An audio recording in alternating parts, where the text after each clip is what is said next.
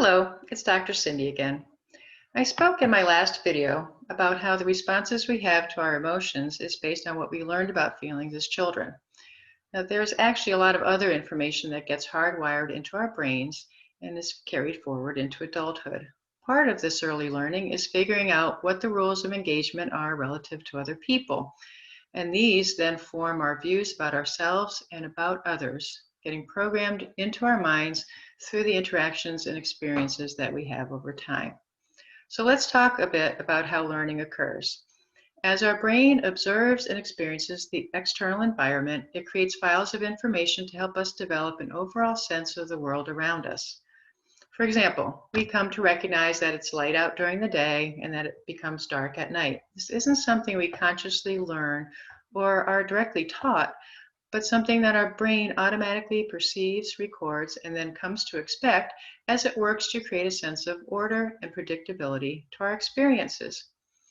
In order to maximize efficiency, our brains look for patterns and compare each situation we find ourselves in to ones that might seem or be similar from the past, kind of like a Google search. This is a type of mental shortcut that enables us to quickly assess circumstances so we can respond appropriately and in line with our survival needs. This obviously has great adaptive value. If you touch a hot stove, you learn immediately and permanently to avoid touching hot stoves again in the future.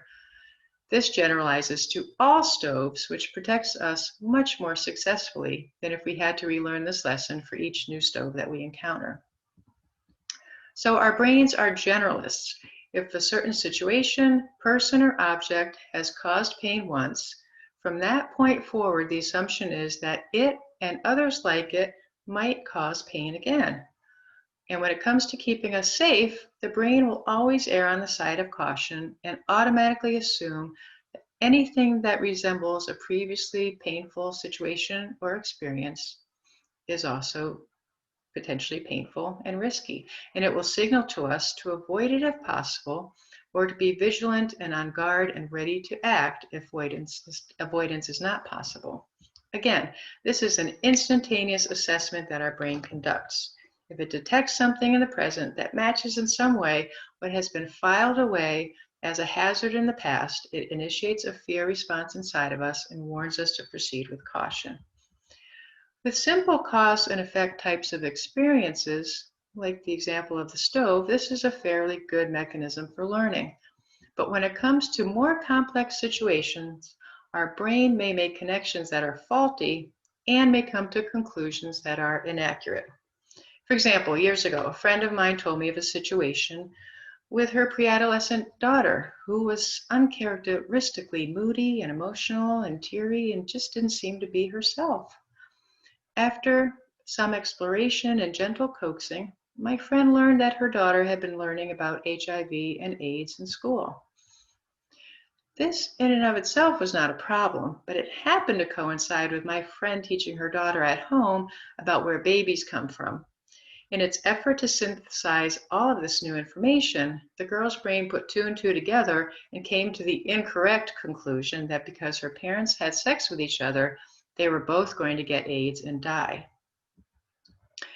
Now, this may seem like an extreme example, but it's actually very common for children to come to inaccurate conclusions about things in their daily lives. Kids don't yet have the cognitive maturity or life experience to truly make sense of what is happening around them in an objective or accurate way. And unless they seek out caregivers to answer their questions about what's happening or process their interpretations of those situations, they will come to their own conclusions, which may be completely off base, as in the example of my friend's daughter. And because the way in which children come to understand their experiences develops their concept of themselves and their view of how things work in the world, this then becomes their template for subsequent experiences throughout the course of their life. So let me give you a very typical and seemingly benign scenario. A 4-year-old boy finds out he's going to have a baby sister. There's all kinds of excitement around this and much build up to the delivery day. Having no other frame of reference from which to understand this, the boy will compare it to whatever exciting experiences he's had in the past. So he might decide that the birth of his sister is going to be as exciting as Christmas Day, and he'll be very eager and expectant about her arrival. What happens next? First of all, his mom disappears for a while and she goes into the hospital to give birth. So suddenly, the boy's primary source of caregiving, support, safety, and comfort is missing in action. And even though he would have been told that this would happen ahead of time, there's no preventing the emotional impact of this. And that impact will get filed away as him losing the person who's been there every day of his life for 4 years. And suddenly there might be some sadness and abandonment added into the mix of the other feelings about his sister being born. Then the day finally comes when the bundle of joy arrives home. It does not take long for the boy to realize that the reality of this blessed event doesn't at all compare to how it was promoted to him, nor to how he envisioned it in his head, particularly as he starts to experience the many ways in which his life as he knew it has permanently changed. First of all, he may not even get a particularly satisfying reunion with his mother when she comes home, as she will go about the business of settling in with the baby. He no longer gets mom all to himself and has to share her almost constantly with this little creature. Before the baby, mom used to have time to sit and read books and play together with him. She would take him to the playground and on other adventures. Now, their playtime either always includes his sister or it's interrupted by the crying baby that needs some type of attention. So suddenly he has a whole lot of waiting to do. And mom might not make it back to their play activity before he loses interest and moves on to something else. This boy also now gets told to be quiet a lot so he doesn't wake his sister. Mom's lap isn't as available to sit in as it used to be. She doesn't pick him up or carry him as often, instead encouraging him to walk like a big boy. Going to the playground is now a big ordeal and has to be worked around the sister's sleep and feeding schedule. When they finally make it there, mom can't push him on the swings or chase him around the playscape as she is busy attending to the baby. Meanwhile, the whole family, and even complete strangers, ooh and ah and gush over his little sister and make comments to him about how much he must love being a big brother, which does not at all align with how this is feeling to him at this point. What feelings does he have? Jealousy, resentment, rejection, abandonment, regret. He may wish his sister had never been born and feel that she has ruined his life. He might be mad at his mom for all the time, energy, and attention that she gives to the baby and feel competitive with his sister because of that. Enough of the experiences of his sister's needs coming first, and the little boy may conclude that his mother likes her better than she likes him. And note that none of these experiences I just described are remarkable in any way. They are just the realities of what happens when a new baby comes into a family. Now, let's turn it up a notch and assume that within this little boy's new life, there might also be times when his mom comes across as angry or frustrated or impatient or just plain exhausted as she is trying to manage the competing demands that are on her. So imagine the little boy coming into his sister's room to ask his mother for the umpteenth time when she's going to come play with him.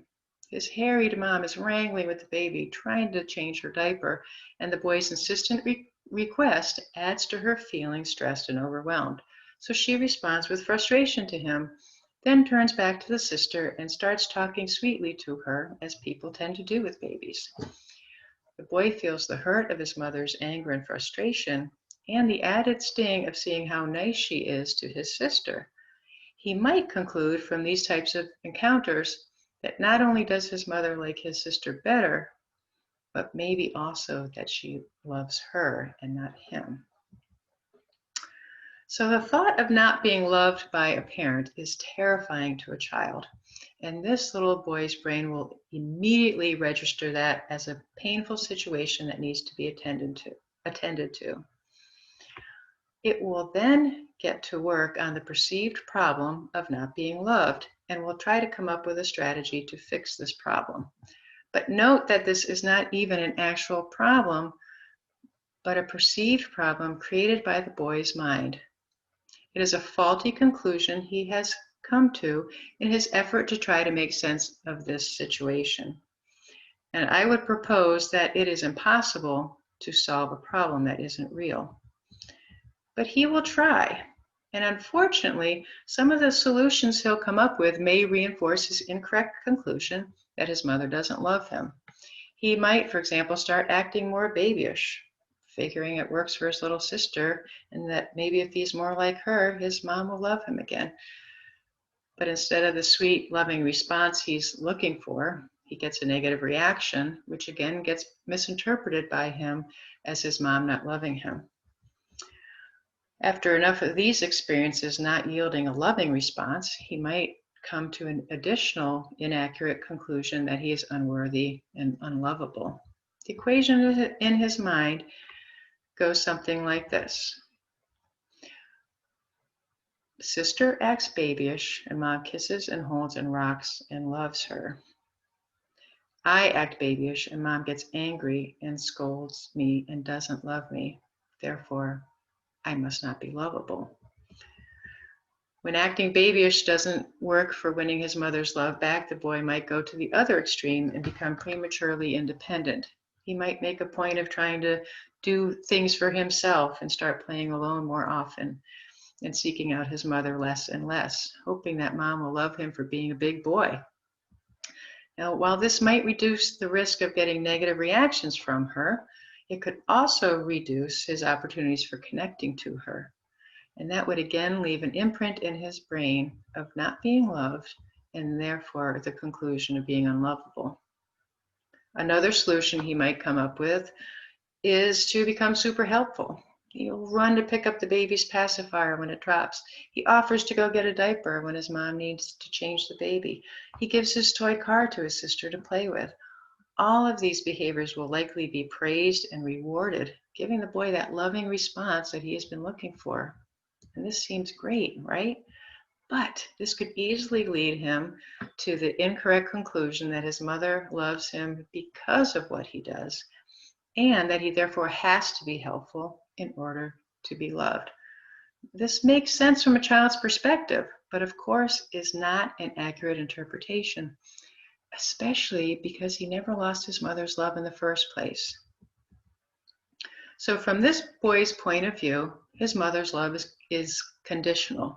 What he used to experience as a constant is now perceived as being unstable and uncertain, and in his mind, he is the reason why. And because this type of reasoning happens unconsciously and subconsciously, the boy won't even have the awareness that he is coming to these conclusions.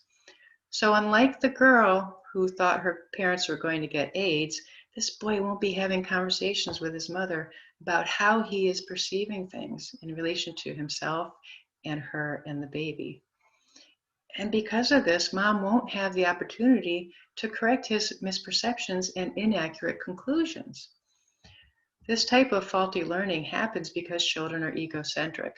As they experience and try to make sense of the world, everything truly is about them. They don't yet have the capacity to take another person's perspective.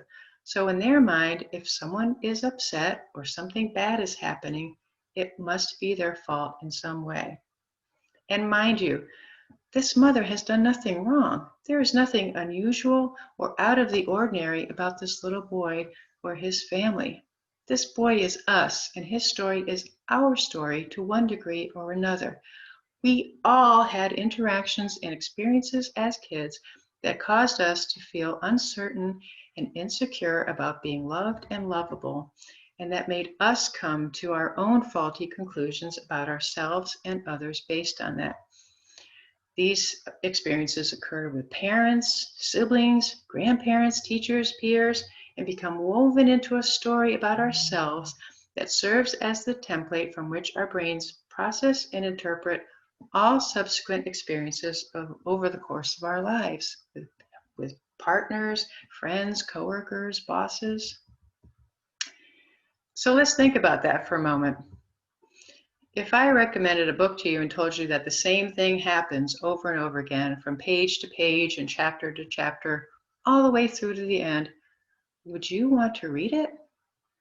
Yet so often we base the experience of our lives on those early first chapters that were written into our brain with all of those perceived problems and faulty conclusions, and we play out that same story day after day. We interpret and respond to current situations and circumstances based on that template we developed in our minds, such that we are essentially reliving the same experiences over and over again. The setting and the characters may change, but the storyline is the same. This means we are living in the past, even in the present, and our expectations of the future are typically patterned after that same template as well. So, what does this mean for us? Does this doom us to spending the rest of our lives feeling unworthy and unlovable? Absolutely not. But it does require us to give more focused attention and care to those feelings whenever they arise, rather than automatically assuming they are true and then reflexively responding to them based on our narrative. So, as a starting point, I would like to leave you with an experiment for this week.